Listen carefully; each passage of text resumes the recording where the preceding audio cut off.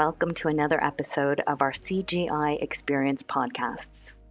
Last time we explored the challenges of bot development with my colleague Kate Taylor, so feel free to go back and listen to that one later if you missed it. Today we're going to continue our mini-series on the foundations of a great bot.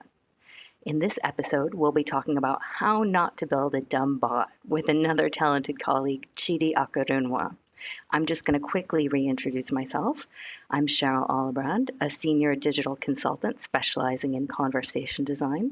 Chidi, would you like to reintroduce yourself as well, as it's been 2 episodes since we last spoke about the elements of great bot design? Yes, it has been indeed. So Chidi Akurunwa, I am a senior conversation AI designer with a background in NLP data science. So looking forward to what we're going to get into today. Another spirited talk, I'm hoping. So let's just quickly recap. All right. So when you and I last spoke, we talked about how to design, which is, really about interaction, right? And then Kate and I followed that up with development, which enables the understanding needed for those interactions. So now we're going to move on to the connections that give access to existing information or, do something with new information. So those connections, I think, are what's really at the heart of today's topic, how not to build a dumb bot. Absolutely.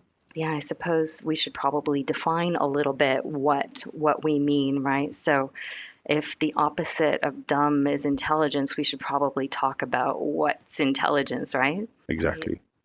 I don't know about for you, but for me, perceived intelligence is partially a function of the access to the information, right? These integrations that I just alluded to, right? As well as the complexity of the design that enables these processes to successfully reach the desired outcomes. And I think outcomes is kind of key, but hopefully the whole thing, the way you and I discussed, in enjoyable ways, right? Exactly.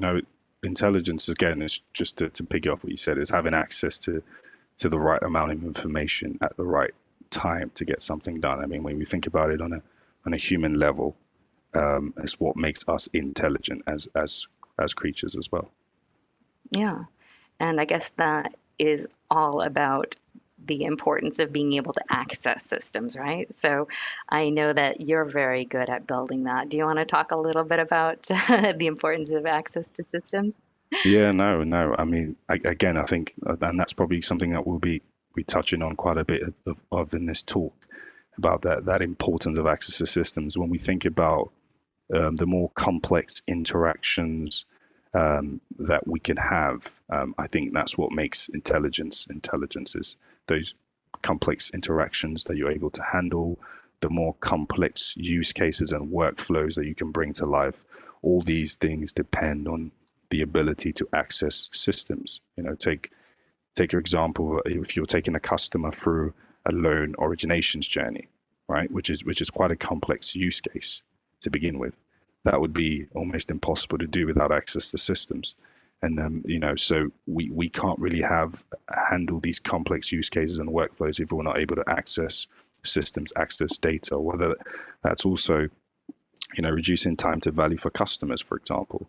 I mean, if we know that a customer is in the middle of a loan application process, when next they call in, they may want to have an update on that process. Are we able to, create action based on, system data, and that actually reduces, the time to value for that customer?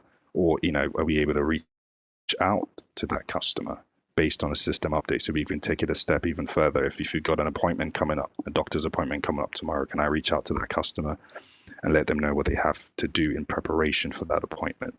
And so you start to see that by building intelligence, we can really start to create strong value and for our customers.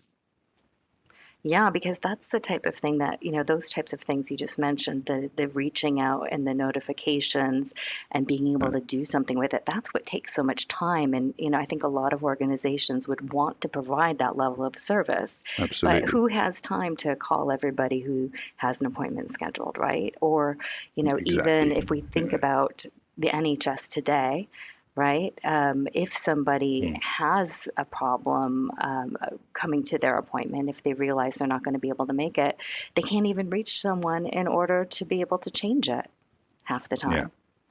It's just, exactly. that And type of thing is really overwhelming, right? yeah, exactly. And that's why we're talking about the importance of access to systems. And we think about the Hmm. NHS example. I mean, that's probably one of the key problems, right? From an Hmm. NHS point of view, is that you have these siloed systems that are not interconnected.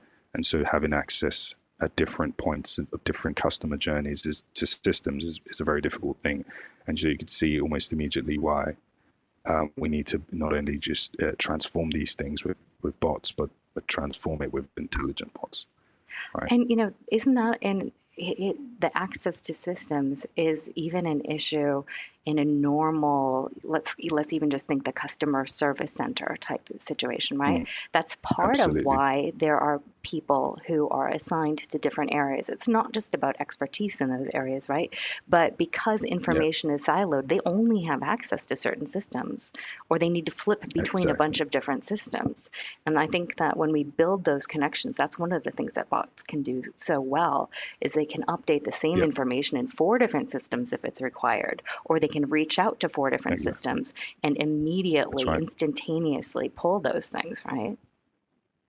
That's what you're talking about there, is that sort of agent assist capability, right? So, as you mentioned, in a sort of contact center type of scenario, when you have agents plugged into these multiple systems, if we are able to integrate with these same systems, recently, previously I was talking about reducing time to value for customers, but we could also assist the agents on the flip side of things. We can reduce agent handling time when the bot is connected to the same systems that the agents have access to, and I think that's what you're talking about there. And of course, this is applicable across different industries.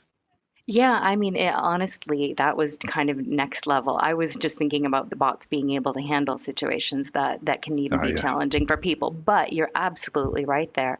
The bots Mm, don't need to go away. They can continue to help in the background. I do think, just in general, the way that things are built without the the connections, the way that, or I guess I should say, with a bit of a lack of connections, you run mm, into issues where people get really frustrated because the bot is 100% forgetful, right? Sort of, hi, mm. I'm a bot. I can help you with X, Y, or Z. What do you want help with, right? And then you tell it, and That's then right. it forgets, or you go away and you come back and it doesn't recognize you, or it can't help you, and you get passed off to a customer service agent, and they have no idea what you already tried to discuss with the bot, right?